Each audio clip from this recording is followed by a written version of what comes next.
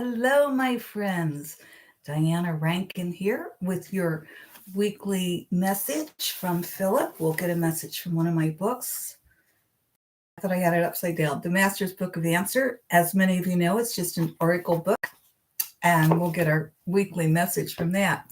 But before we do that, I want to say welcome. I'm so glad you're here with us, and for those of you who are live and for those of you who are listening later, thank you for doing so. Put your comments below. I'd love to hear them. And you notice I'm wearing a shirt that says be the change. Yes, be the change. We have to be the change. What is that change? My friends, there's so much hate in the world right now. There's so much destruction. There's so much misinformation. And how do we be the change? Well, today's going to kind of talk about that. Hello, Sheila. She says, hello, Diana. I hope you're doing well. Um, yes, we're having very warm weather here. I think it's going to cool down a little bit in the next, not tomorrow, but starting with Sunday. And we are, I guess, in a drought. I have to tell you, I've been enjoying this warmer weather and no rain, but I know that's being very selfish of me. So um, I've been able to get a lot of outside work done, though, and that's necessary. Anyway, thank you for being the change. What is that change? Simply to heal our lives so we can live in a place of love and respect and help others do the same. Sheila says, last day of summer here in Amsterdam in the 90s. Oh my, that's even, we're in the mid 80s, but that's even hotter in Amsterdam. Hello, Judy. She says, hi, Diana. It is beautifully warm here in London today. Love, Judy. Thank you, Judy. I always get Judy and not always, but often. But this time I knew it was Judy. I tend to get Judy and Wendy mixed up because their screen names are similar. Gaida says, hello, everyone from Gaida in Woodridge, Illinois, USA. Prayers for you all.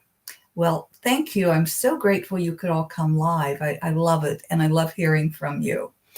For those of you who have questions, I just want them to be of a general nature for our whole audience. And if you have private questions, please get a hold of me privately. My email is just below. It's just my name, and my phone number is on there. Give me a call and we'll set up a session for you. Prices and everything's on my website. And while you're at my website, read some of the blogs or some of the articles, because you might maybe want to make you feel better. So let's get going with our question today. Why is life so hard and complicated? And it can be. It really can be. And I just want to say, hello, Sandra. You see me looking over here because this is the big screen over here to my left.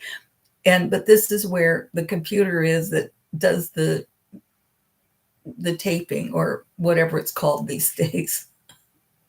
So I'm looking over here. Hello, Sandra. Hello, this week I'm sending my love to you all, not from Frankfurt, but from Colorado. Well, Sandra, welcome. We're glad hope you're enjoying the U.S., your visit here. And we will send you lots of angels around you to keep you safe on your travels. And thank you. We're glad you're with us. Interesting how I love to hear where you're from, because it's just fun. And I love that we have people from all over the country and all over the world. And Sandra's normally in Frankfurt, Germany. And now today she's in Colorado, USA. Okay, well, enjoy those mountains out there. Colorado's a beautiful, beautiful state. And this time of year, is a beautiful time of year in places like Colorado, here in Ohio as well. It's fall, so our leaves are falling and they're turning red. But this year, unfortunately, where I am, because we've had such hot weather, they're just kind of turning brown. But I have seen a few red ones and gold ones, so we'll see.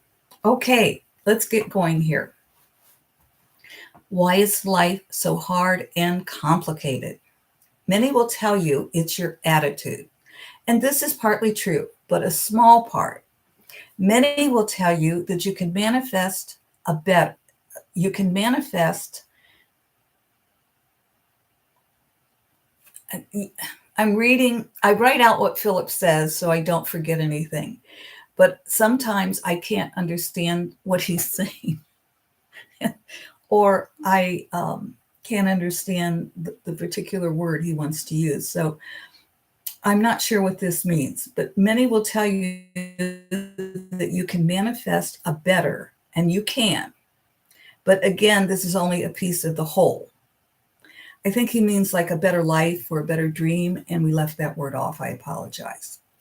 But you get the idea. He's saying that many will say, okay, change your attitude and life will get easier, or manifest what you want and life will get easier. And what Phillip is saying is, yes, that's a piece of this and a piece of that, but there's more. So let us look deeper.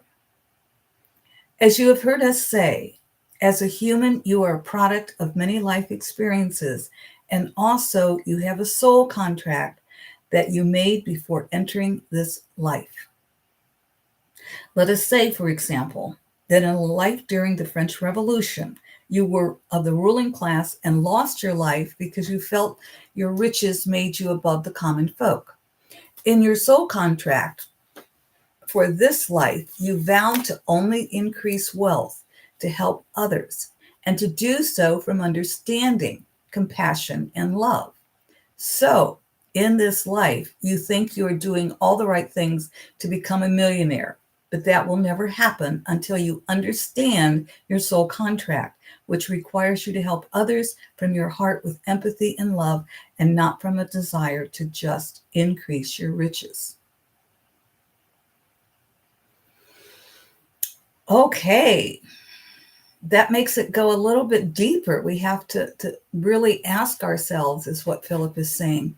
Let's ask ourselves, what is that we have to heal in order to fulfill and manifest the dream that we're working on fulfilling? Philip goes on to say, let us use another example and talk about what you call soulmates. Most have a very romantic idea about soulmates. So the first one's about a lot of money, for example, a lot of people's dream. But this one's about soulmates. Most have a very romantic idea about soulmates, but let's look deeper. You are attracted to another, chemistry, many call it, for the purpose of coming together for a variety of reasons. You may have hurt the heart of another, or even taken the other's life in another lifetime. In this life, you have come together to heal those wounds. Or you may have been lovers who were separated by war or social positions, or you may have been together with children and want to repeat that. Or there may be many, many reasons for the people and the circumstances in your life. Your life is a combination of attitude and your life practices, and this is the big and, your other lives and soul contract.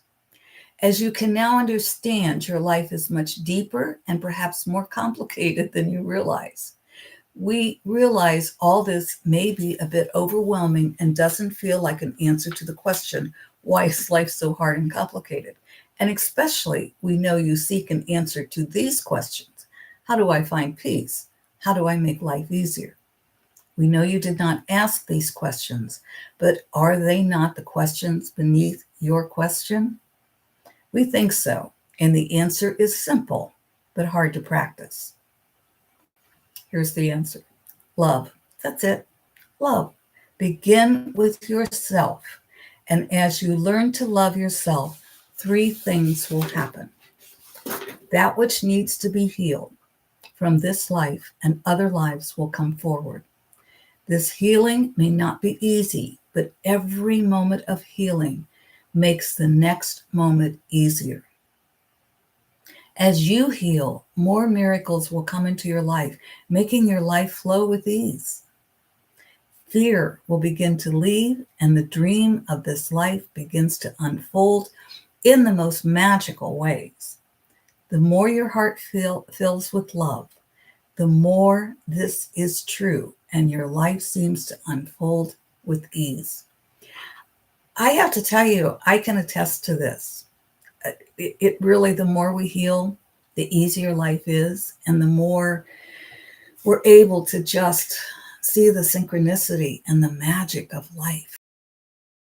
This is not to say that it'll all be perfect and easy, but it is to say that's partly true, or a lot true, I should say. So whether you have that life in the French Revolution and have to learn how to make those, if the dream is to be the multimillionaire, make those multi-millions from the heart to help people, or you're looking for the soulmate and you come together and you say, why? Or whatever the dream is. Remember, yes, attitude matters. And yes, the steps of manifestation matter, but go deeper.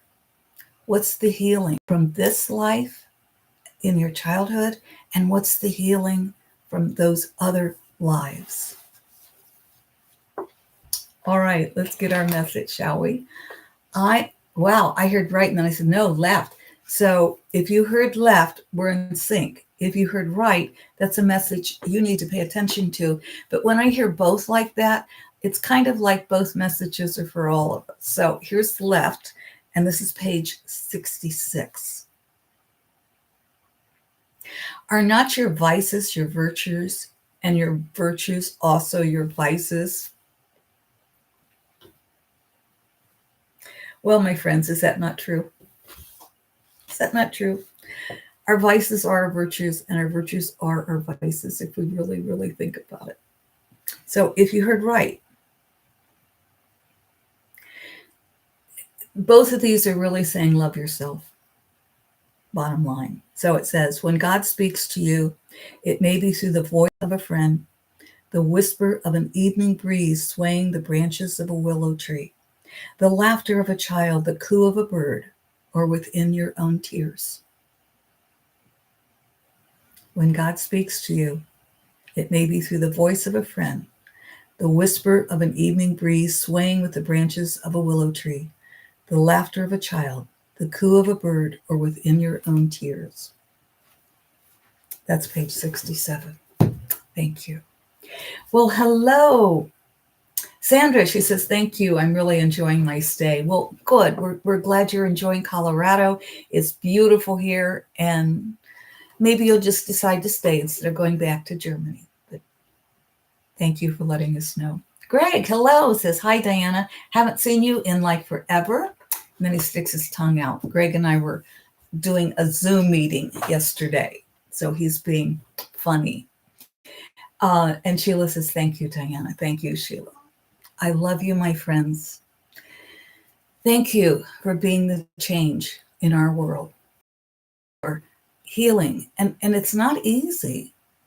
And I always say when we look in the mirror, no one looks back, we're done. But I do promise it doesn't have to be that complicated. It may not be completely easy, but life does get easier as we heal those old wounds from this childhood and from other lives. And how do we do that? Ask. I will give you a quick story here. Many years ago, I had a workshop here. This just came to me recently. After I wrote this out yesterday, this happened to me. I have flowers. I have a 900-foot lane, and there are wildflowers all up and down the lane. So I see a lot of butterflies. And many years ago, I used to hold workshops here on my land. And one of the gentlemen who came to the workshop said he saw a very rare butterfly. Would it be all right if he captured it? And I knew I thought it was like, I knew he studied butterflies and I knew he worked with them. And I thought he had I visualized this really beautiful place where butterflies could come and be together. And I was being so naive. I won't say stupid because it's not a word I like, but I was being very naive. My heating pad back here. Not today, but when it gets cold. So anyway, I said, oh yes, be kind, but yes. And he said, I will. He and his wife invited me to dinner at their house. And I'm thinking this butterfly is still flittering around in their butterfly garden. And after dinner, he said, "Do you want to see your butterfly?" And I said, "Oh, yes," thinking we're going outside, but we didn't. We went into another room. And I'm thinking it was even a finished basement, but I'm not sure. And the wall was filled with glass boxes and small picture frames of butterflies. And butterflies all over these boxes on the table. And he pointed out the butterfly. "For my sacred land." And I never forgave myself for letting him take that butterfly instead of letting it fly free for the extension of its life. So yesterday I was walking down the lane and I was watching the butterflies. The monarchs were there all week or last couple of weeks, and they've gone now. And so these are other types of smaller butterflies, and I'm watching them with the flowers that are remaining, the goldenrod and the thistle. And I remember this story. I remember this incident. And I, again, apologize, which I have many times, to that butterfly. And a little butterfly flew very close to me, like got my attention. And I heard the words, "It's okay, because now I live in perpetuity." And I thanked that butterfly, and then I forgave myself. And the butterfly did tell me that the butterfly flew away, but the body stayed, living in perpetuity. All right, my friends, may your healing come in very magical ways as well. It won't always. Sheila says, "Thank you, Diana." And Judy says, "No way." Expect the synchronicity. Expect the magic. Expect butterflies to talk to you. Judy says, "That's my question. Why do so many humans think that animals are lesser being than us?" I will take that question in, Judy. Thank you. And thank you all for being here today. Thank you for being the change. Thank you for being the butterfly and healing your lives so we can help heal others. Thank you for the love. See you next week. And I love all your comments. Love your questions. So thank you, Judy. We'll look at that. We've got a couple of questions in front of you, but we will look at that soon. That was a great story, Butterfly. Thank you. Thank you. I love telling my own stories, and I love experiencing those stories, living them, and sharing them. See you soon. Bye, everyone. For now.